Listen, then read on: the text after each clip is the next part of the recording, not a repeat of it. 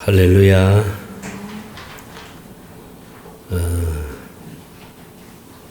다 잘 알고 있는 내용들이기 때문에 여러분들이 굳이 이렇게 설명을 안 해도 다 아실 내용입니다. 모든 성경은 성령의 감동으로 기록되었습니다. 하나님의 감동으로 기록되었습니다. 그러므로 육신의 생명에서 지식으로 이해되고 깨달아지는 것이 아닙니다. 성령이 깨닫게 해줘야 이해되고 깨달아지는 것입니다. 그런데 마귀는 하나님의 말씀을 혼잡하게 해서 복잡하게 설명하게 만듭니다. 제가 아는 어떤 분이 깊은 진리를 깨달았다 그러길래 그래서 좀 그분이 깨달은 것이 뭔가 싶어서 유튜브에서 이제 말씀을 듣는데 듣다가 도저히 들을 수 없어서 제가 끝까지 못 듣고 말았는데 무슨 말 하는 건지 뭘 설명하는 건지 도저히 이해가 안 되더라고요. 그분은 굉장히 깊은 걸 깨달았다고 하는데 보니까 아주 복잡하게 설명하고 아주 어렵게 설명을 하더라고요. 근데 중요한 것은 하나님의 말씀 단순하게 그리고 쉽게 우리가 이렇게 이해되어야 되고 또 이렇게 설명을 해야 됩니다. 그래서 조심해야 될 것은 자기 생각을 얘기하는 것 그리고 복잡하게 또 어렵게 얘기하는 것 이거 피해야 됩니다. 그러니까 말씀을 잘 전달하기 위해서는 때로는 테크닉도 필요합니다. 그렇죠. 내가 깨달은 어떤 이런 진리를 또 기록된 하나님의 말씀을 또 하나님의 뜻을 전할 때는 테크닉도 필요하죠. 전달에 있어서 제대로 전달이 안 된다면은 깨달은 것이 무슨 의미가 있겠어요. 그래서 요즘은 뭐 스피치, 설교 이런 것도 돈 주고 하는 데도 있더라고요.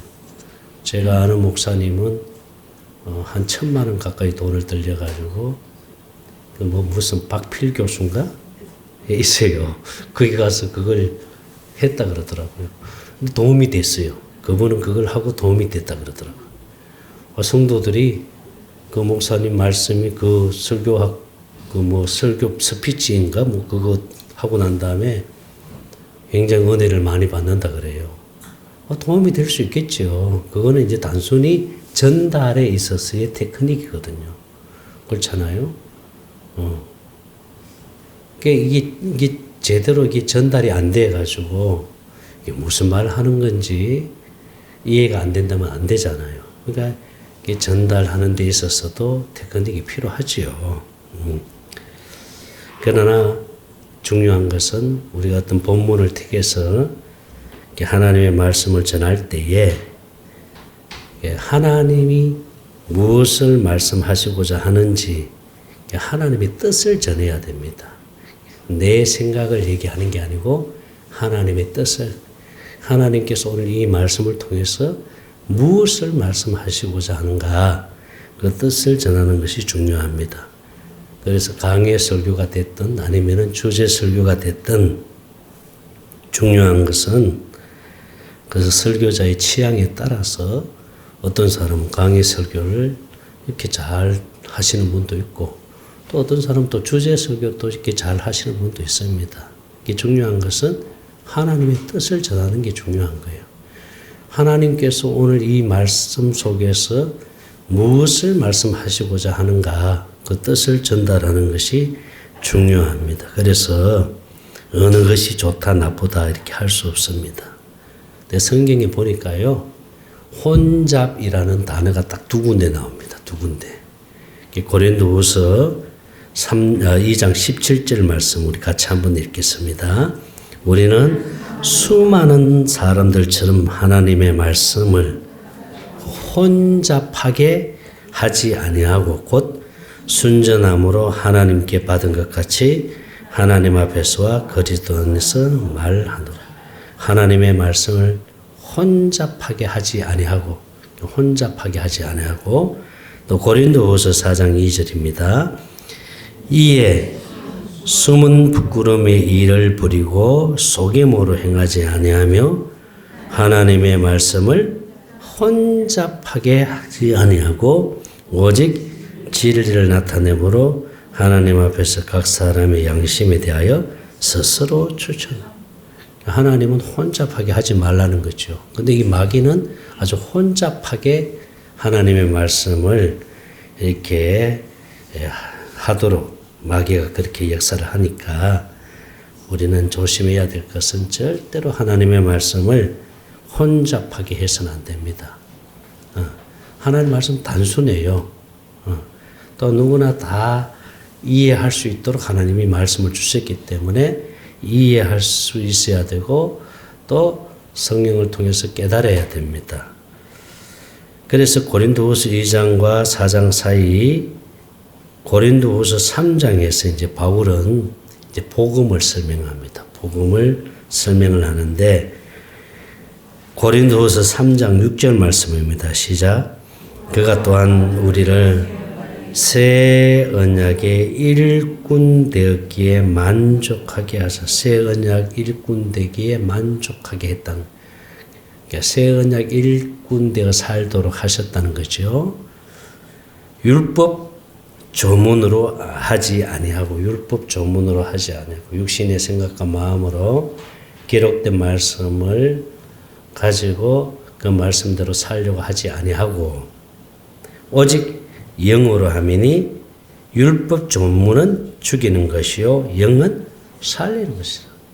그러니까 육신의 생각과 마음으로 하나님의 말씀, 기록된 하나님의 말씀을 보고 그 말씀대로 살려고 하는 것은 결국 뭐예요?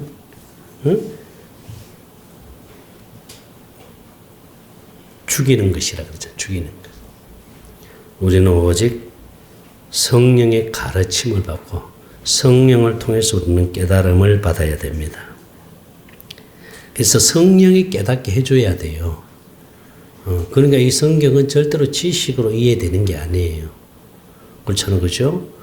내가 뭐 성경을 많이 봤다고 해서 성경을 많이 읽는다고 해서 또 성경을 많이 연구했다고 해서 그래서 성경학 박사도 있고 뭐 신학 박사도 있고 다 있지만은 육신의 생명에서 아무리 성경을 많이 읽고 연구하고 한다 하더라도 절대로 성령의 감동으로 기록된 하나님의 말씀을 육신의 지식에서는 절대로 깨달을 수 없습니다.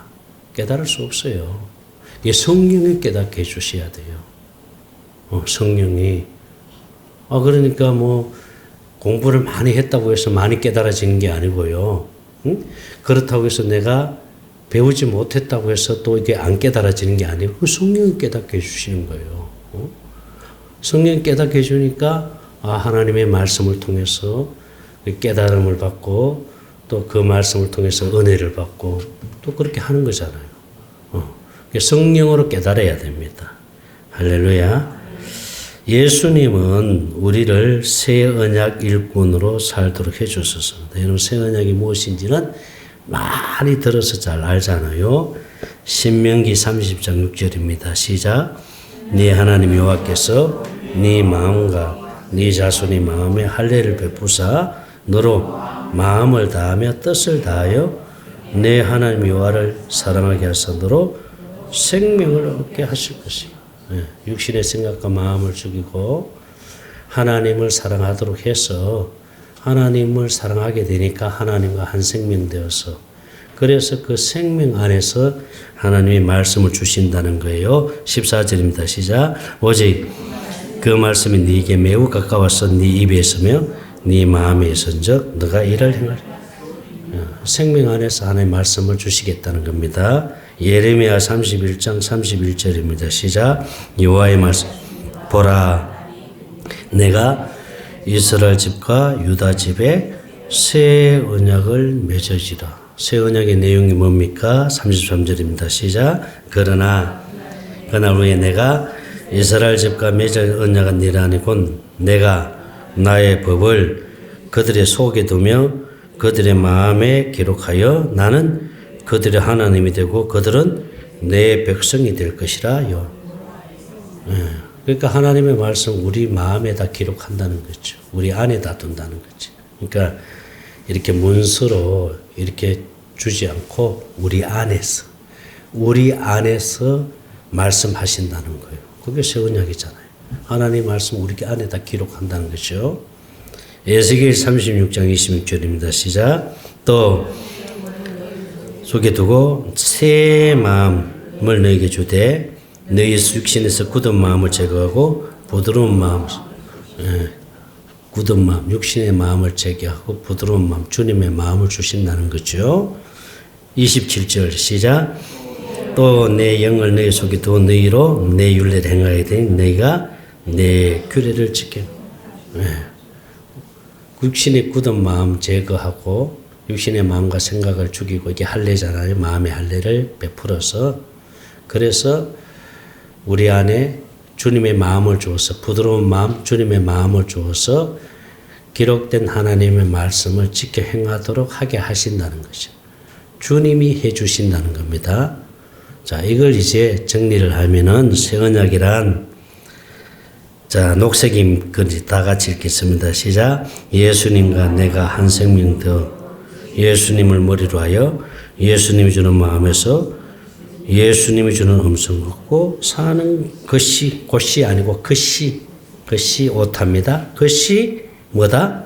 새 언약입니다. 새 언약. 주님과 내가 한 생명 되어서 교회 되어서 주님이 주는 마음에서 주님이 주는 음성을 듣고 살도록 해주신다는 게 새 언약입니다. 그래서 이 새 언약을 이루기 위해서 새 언약의 중보자로 예수님이 이 땅에 오신 겁니다. 그래서 구약에서는 한결같이 하나님이 내가 새 언약을 이룰 메시아를 보내주겠다. 새 언약을 이룰 중보자를 보내주겠다고 말씀을 하셨잖아요. 그래서 예수님은 하나님의 뜻을 이루기 위해서 오셨는데 하나님의 뜻이 뭐예요? 새 언약을 이루어 주신다는 거예요. 그래서 예수님은 새 언약의 중보자로 이 땅에 오신 겁니다. 새 언약을 이루어 주시기 위해서 예수님은 우리의 모든 죄를 짊어지고 십자가 위에서 죽으시고 그리고 부활 승천해서 하늘 보좌 우편에서 우리의 모든 죄를 영원히 속죄해 주셨습니다. 할렐루야. 우리 죄를 다시는 기억하지 않도록 해 주셨습니다. 이 건신찬 계열의 유병언이 이요한이 또 박옥수가 있잖아요. 그죠? 그들이 주장하는 게 뭐냐면 제사함, 거듭남의 비밀. 그걸 강조하는데 죄를 사했으니까 구원받았다고 합니다. 그들은. 내가 죄를 사함받았기 때문에 내 죄가 사함받았기 때문에 나는 구원받았다. 그렇게 말합니다. 그들이 주장하는 게 그거예요. 여러분 죄 사함 받았다고 구원받는 게 아니에요. 죄 사함 받았다고 여러분 구원받습니까? 죄 사함 받았다고 구원받는 게 아니에요. 죄를 사해 주시는 목적은 제 말이 어렵습니까? 안 어렵죠? 또 너무 쉬워서 뭐 저런 말 하나 그렇게 생각해요? 그게 아니죠. 죄를 사해 주시는 것은 예수님이 우리 심령 안에 들어오시기 위해서 죄를 사해 주신 거예요. 할렐루야. 예수님이 안 들어오면 구원받은 자가 아니잖아요. 예수님이 들어와야 생명을 얻는 것이고 예수님이 들어와야 구원을 얻는 거잖아요. 그러니까 그들이 주장하는 것은 죄를 사했기 때문에 구원받았다는 건 잘못된 것이요. 죄 사함 받았다고 구원받는 게 아니고 죄를 사해 주시는 목적은 십자가 위에서 죽으신 목적은 그리고 또 하늘 보좌 우편에서 우리 죄를 영원히 속죄해 주신 목적은 우리 안에 들어와서 우리 안에서 날마다 뭘 이루어 주시기 위해서입니까? 새 언약을 이루어 주시기 위해서요. 할렐루야. 새 언약을 이루어 주시기 위해서 예수님을 하나님이 이 땅에 보내셨잖아요. 그래서 하늘 보좌 우편에서 예수님 우리 죄를 영원히 히브리서 10장 22절에 하늘 성소에서 우리 죄를 영원히 속죄하시고, 그리고 그 예수님이 다시 왕권을 가지고 오순절 마가다락방에 성령과 함께 영으로 오신 줄로 믿습니다. 할렐루야.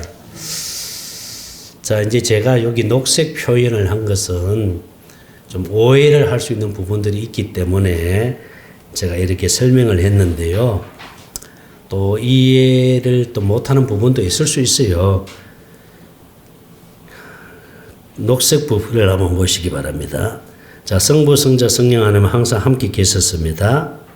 구약에는 아버지 안에 성자 하나님이, 성자 하나님 안에는 누가 계셨어요? 성령님이 계셨습니다. 성자 하나님이 육체로 오셨을 때는 예수님 안에 성부 하나님이 예수님의 머리로 계신 거예요. 그리고 아버지 안에 성령님이 계셨습니다. 자, 오순절 마가다락방에 성령 하나님이 오셨을 때는 성령 안에 예수님이, 예수님 안에 성부 하나님이 머리로 계신 거예요. 자, 예수님이 우리 심령 안에 들어오셨을 때는 예수님이 우리의 머리로, 성부 하나님은 예수님의 머리로, 성령 하나님은 우리 안에서 예수님을 증거하시고 우리에게 날마다 생수를 공급해 주는 일을 하십니다. 우리 안에는 아버지는 예수님을 통해서, 우리 안에서 아버지는 예수님을 통해서, 예수님은 성령을 통해서 음성을 들려줍니다. 그래서 성령의 음성이나 주님의 음성이나 하나님의 음성이나 같은 의미입니다. 아버지가 말씀을 주시면 그 아버지의 말씀을 예수님을 통해서 주시잖아요. 그럼 예수님은 또 누구를 통해서? 성령을 통해서 주세요. 성령으로 말미암아 우리에게 음성을 주세요. 그래서 우리가 주님의 음성을 듣는다 하면은 성령의 음성을 듣는다는 말이나 또 주님의 음성을 듣는다는 말이나 아버지의 음성을 듣는 같은 의미입니다. 그게 영적인 질서입니다. 그래서 주님의 음성을 듣고 살도록 우리 심령 안에 예수님이 들어오신 줄 믿습니다. 요한복음 14장 20절 말씀 같이 읽습니다. 그날에는 내가 아버지 안에, 너희가 내 안에, 내가 네 안에 있는 것을 네가 알리라. 고린도전서 11장 3절요. 그러나 난 네가 알기를 원하노라. 각 남자의 머리는 그리스도요, 여자의 머리는 남자요, 그리스도의 머리는 하나님이시라. 그래서 이제 우리가 성령과 함께 오셨다, 예수님이 또 성령으로 오셨다, 성령 안에 오셨다라는 표현을 쓸 때에 이 부분에서 좀 오해의 요소가 있을 수 있습니다. 오해의 소지가 있을 수 있는 게 뭐냐 하면은 성부 하나님, 성자 하나님, 성령 하나님이 오순절 마가다락방에 보혜사 성령님이 오실 때 같이 오셨어요.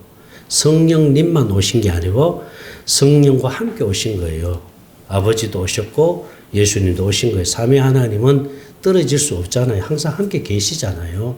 근데 성령으로 오셨다는 표현을 쓸 때는 양태론으로 오해할 수 있습니다. 그러면 예수님이 성령으로, 성령이 되어 오셨다는 뜻인가? 이게 이제 양태론이잖아요. 성령으로 오셨다 그러면은 이 표현을 이상한 목사님이 쓰다가 공격을 많이 받았어요, 사실은. 성령으로 오셨다는 표현을 썼다가. 그 공격을 받고 난 다음부터는 이상한 목사님은 성령 안에 오셨다는 표현을 쓰세요. 그 공격을 받고 난 다음에. 그런데 이 성령 안에 오셨다는 표현을 쓸 때는 또한 어떤 오해를 받을 수 있냐면, 그럼 예수님이 성령 안에 오셨다는 말은 그러면 성령의 종속이 되지 않느냐. 이게 단어가 성령 안에 오셨다는 표현은 예수님이 성령 안에 이게 종속이, 성령의 종속이 되지 않느냐. 이런 어떤 오해를 불러일으킬 수 있습니다. 그래서 이 문제를 가지고 지난번 우리 오래됐지요. 사모하고 함께 기도하면서 성부 하나님, 성자 하나님, 성령 하나님이 오순절 날에 오셨는데 성령 안에 오셨다는 표현, 이 표현이 맞습니까? 라고 한번 하나님께 질문을 했어요. 질문을 했더니 주님이 주시는 말씀이 뭐냐 하면은 성령과 함께 오셨다는 표현이 가장 적절하다 이렇게 말씀을 주시더라고요. 성령과 함께 오셨다는 표현. 그리고부터는 이제 저는 성령과 함께 오셨다는 표현을 많이 씁니다. 그러나 간혹 성령 안에 오셨다는 표현을 쓰기도 해요. 그런데 성령 안에 오셨던, 성령과 함께 오셨던, 성령으로 오셨던 중요한 것은 우리 안에 성부 하나님이 계시고, 할렐루야? 성자 하나님이 계시고, 성령 하나님이 계신 거예요. 그게 중요한 겁니다. 그렇게 이런 표현들로 인해 가지고 오해를 좀 받지 않았으면, 오해를 하지 않았으면 하는 마음이 듭니다. 그러나 또 우리가 밖에 나가서 복음을 전할 때에 또 목회자들도 있고 또 신학을 하시는 분들 또 뭐 장로님, 권사님 이런 분들이 있는데 그런 분들한테 복음을 전할 때, 목사들한테 복음을 전할 때에 가장 좋은 표현이, 오해받지 않고 가장 좋은 표현이 뭐냐면은 예수님이 성령과 함께 영으로 그리스도로 다시 오셨습니다 하는 표현이 오해받지 않고 가장 좋은 표현이라 그렇게 말씀드릴 수 있습니다. 오해가 없었으면 합니다. 할렐루야. 성령과 함께 오신 예수님은 우리 심령 안에 왕으로, 머리로, 주인으로 들어오셔서 하나님의 생명으로 거듭나게 하셨습니다. 할렐루야. 그래서 예수님과 한 생명 되게 하신 거예요.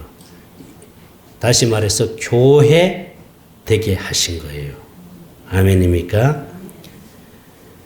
그래서 예수님은 우리의 머리가 되시니까 머리 되시는 주님이 주시는 음성을 듣고 살도록 해주신다는 것이 복음이고 새 언약인 줄로 믿습니다. 이것만이 복음입니다. 다른 복음 없어요. 예수님과 내가 한 생명 되어서 예수님이 주는 마음에서 주님의 음성을 듣고 사는 것이 이것만이 복음이지요. 할렐루야. 이것이 새 언약인 줄 믿습니다. 그래서 새 언약이 복음이라는 거예요. 그래서 새 언약의 복음이라 그렇게 말하는 거예요. 새 언약이 뭔지 이제 확실히 알잖아요. 예수님과 내가 한 생명 되어서 예수님 머리 되고 나는 몸이 되어서 예수님 주는 마음에서 예수님의 음성을 듣고 살도록 해준다는 게 이게 새 언약인 줄 믿습니다. 그래서 우리는 날마다 뭘로 살아야 됩니까? 새 언약으로 살아야 돼요. 새 언약으로. 새 언약이 우리에게 성취가 됐잖아요. 새 언약이 성취되었으면 이제 우리는 날마다 새 언약으로 살아야 되잖아요. 새 언약으로 살기 위해서 사실 이렇게 경건의 훈련을 하는 겁니다. 하나님의 생명을 가졌는데도 하나님의 생명으로 살지 않으면 여전히 율법으로 돌아가고 또 육신의 생명으로 살잖아요. 그렇잖아요. 그런 사람들이 많아요. 우리 사람, 나도 그래요. 나도. 이 성품이 안 바뀌어요. 여러분. 절대로 기질은 절대로 안 바뀝니다. 기질은. 그렇잖아요. 그죠? 안 바뀌어요. 그러니까 하나님이 육신의 생명을 죽이고 우리에게 하나님의 생명을 줘서 하나님이 내 생명으로 살아라 하시는 거예요. 주님의 생명으로 살아라 하신 거예요. 하나님의 생명으로 이게 주님의 마음을 가지고 살아라 하는 거예요. 할렐루야. 이게 주님의 마음을 가지고 살도록. 그래서 그렇게 살기 위해서 우리가 이렇게 모여서 같이 경건의 훈련을 하는 겁니다. 그게 이 목요 sem천 모임은 어떻게 보면은 하나님의 생명으로 살기 위해서, 새 언약으로 살기 위해서 우리가 경건의 훈련하기 위해서 온 자리에 이게 모인 자리입니다. 여기는 어떻게 보면은 생수를 마시는 우물가입니다. 우물가예요. 그러니까 다른 어떤 모임보다도 이런 모임, 우리 같이 하는 이런 모임은 세계 어느 곳에도 없는 걸로 알고 있어요. 여기만 이렇게 하나님이 특별히 이제 어떻게 경건의 훈련을 해야 되는지 물어가지고 하는 자리거든요. 응? 할렐루야. 그러니까 여기 와서 그냥 그 먼 길에서 오셔서 여러분들이 말씀 듣고 찬양하고 나눔하고 조별 모임하고 하는 거 사실 뭘 배우기 위해서는 아니잖아. 그죠? 그렇잖아. 그죠? 내가 이것 때문에 내가 먼 길 이렇게, 참 멀리, 권지하면서 내가 여기 먼 길 이렇게 내가 이것 때문에 와야 되냐? 이런 생각도 가질 때가 있죠. 그죠? 있죠. 그죠? 예, 있긴 있는데 또 와야지 저기 상수가. 그래. 할렐루야. 바로 그거예요. 바로. 아니, 이거, 뭐, 특별하게 무슨 아주 뭐, 특별히 뭐 있는 것도 아닌 것 같은데, 그죠? 그럼에도 불구하고 이 자리는 하나님이 기뻐하는 자리고, 할렐루야. 오면은 생수를 마실 수 있으니까. 그러니까 이 자리가 귀한 자리인 줄 믿습니다. 얼마나 감사해요, 사실은. 얼마나 귀한 자리입니까? 그러니까 여러분 사실은요, 뭐, 처음에 이제, 초장기는 많이 이렇게 모여서 이렇게 왕성하고 뭐 이렇게 했지만은, 또 이렇게, 뭐 숫자가 그렇게 많이 모이지는 않아도, 뭐 숫자가 그렇게 크게 중요하지는 않고요. 중요한 것은, 이 자리에 하나님 함께 하시고, 할렐루야. 이 자리에 오면은 생수를 공급받을 수 있고, 또 하나님의 생명이 자라서 자꾸 이게 율법의 때를 벗겨내고 육신의 것 벗어내고 주님의 것, 주님의 마음 되기 위해서 우리가 이렇게 오면은 나도 모르게 어느 순간인가 이게 생명이 자라는 걸 보게 되잖아요. 또 하나님의 일하심을 보게 되잖아요. 할렐루야. 그래서 얼마나 감사해요. 얼마나 감사해요. 그래서 우리는 날마다 새 언약 일꾼으로 살아야 될 줄 믿습니다. 그래서 성경의 핵심이 뭡니까? 성경의 핵심. 그래서 저는 절대로 복잡하게 생각하지 말고 성경의 핵심은 성전 건축과 새 언약이잖아요. 우리가 성전이 되면은 날마다 우리 안에서 새 언약이 이루어져서 새 언약으로 사는 것. 이게 성경의 핵심 아니에요? 성경 66권이 그걸 말하고 있지 않아요? 그래서 구약에서 하나님 한결같이 하는 말이 내가 맹세로 약속한다. 이 새 언약만큼 내가 반드시 이루어 주시겠다고 맹세로 약속했잖아요. 맹세로. 하나님이 맹세로 약속한 거예요. 응? 파도가 치는 한이 있어. 밤에 달이 뜨고 낮에 해가 뜨고 바다에 파도가 일어나면은 그걸 봐라. 내가 반드시 이 새 언약만큼은 이루어 주겠다. 한결같이 구약에서는 새 언약을 약속하잖아요. 새 언약을. 하나님이 새 언약을 맹세로 약속했잖아요. 그래서 이 새 언약을 이루어 줄 내가 메시아를 보내준다. 구원자를 보내준다. 그래서 예수님이 사실은 새 언약을 이루기 위해서 새 언약의 중보자로 이 땅에 오셨잖아요. 그게 핵심이죠. 할렐루야. 그래서 예수님이 이 땅에 오셔가지고 우리에게 맹세로 약속한 새 언약을 이루어 주시기 위해서 예수님이 우리 죄를 다 대신해서 십자가에 죽으시고, 왜 십자가에 죽었습니까? 왜 십자가에 피 흘려 죽었어요? 우리 죄를 사해 주셔야만 우리 심령 안에 하나님이 들어올 수 있잖아요. 아니, 죄가 있는데 어떻게 하나님이 들어올 수 있어요? 죄가 없어야지요.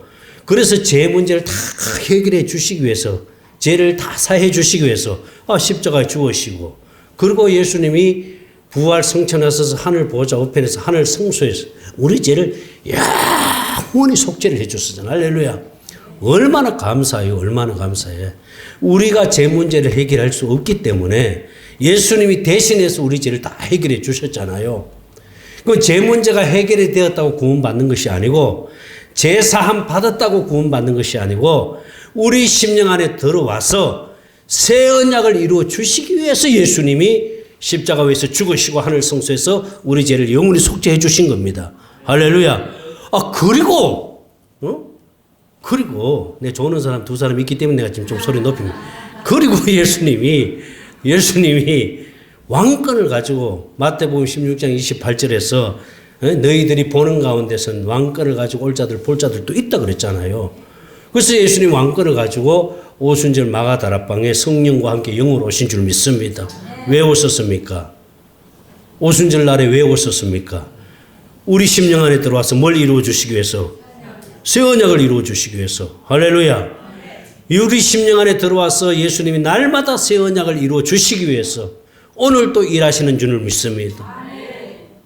오늘 또 그러니 성경의 핵심이 뭡니까? 새 언약 아니에요, 새 언약. 새 언약 아니에요. 주님 마음대로 사는 거 아닙니까? 주님 마음대로 살기 위해서 우리가 이게 모인 거 아니에요. 이게 핵심 아닙니까? 이 얘기는 내가 계속 매주 설교마다 이건 반복해서 합니다. 이거 말고 뭘 더 전하겠어요. 여러분, 매일 밥 드시잖아요. 매일 밥 먹는다고 여러분 그 왜 난 맨날 밥만 하냐 그러진 않잖아요. 맨날 새 언약 얘기하고 맨날 주님 마음 얘기하고 그 얘기 외에는 뭐가 더 있겠어요? 주님 마음 얘기한다고 매 목사님 다른 좀 얘기 좀 하세요. 그러면 안 돼요. 이거 외에 없어요. 다른 거 없어요. 주님 마음대로 사는 거 외에는 없다고. 주님 마음대로 살지 못하니까 우리가 이렇게 모여가지고 같이 주님 마음대로 살고자 이렇게 모인 거 아니겠어요? 할렐루야. 할렐루야. 얼마나 감사해요. 그러니까 우리가 이 본질 외에는 다 이해하고 다 받아들이고 수용해야 돼요. 할렐루야. 본질이 이거잖아. 본질. 내 안에 예수님 계신다. 할렐루야. 예수님 내 안에 머리로 계신다. 나는 몸이다. 그래서 그분이 주님 주는 마음을 가지고 살자. 이게 핵심인 줄 믿습니다. 이게 새 언약인 줄 믿습니다. 이렇게 우리가 살아야 될 줄 믿습니다. 그렇게 살기 위해서 이렇게 오늘도 모인 줄로 믿습니다. 오늘도 하나님의 일하심을 보게 될 줄로 믿습니다. 할렐루야. 기도합니다. 하나님 감사합니다. 날마다 우리에게 새 언약을 이루어 주시옵소서. 주님과 하나 되어 주님이 주는 마음을 가지고 주님의 음성을 듣고 살도록 날마다 성령님 우리에게 생수를 공급하여 주시옵소서. 하나님이 주시는 그 은혜 가운데 날마다 기뻐하고 감사하는 삶이 되게 하여 주시기를 원합니다. 어떤 환경 속에서도 주님 때문에 기뻐하고 주님 때문에 감사하고 주님 한 분으로 만족하는 믿음으로 살게 하여 주시옵소서. 할렐루야. 감사합니다.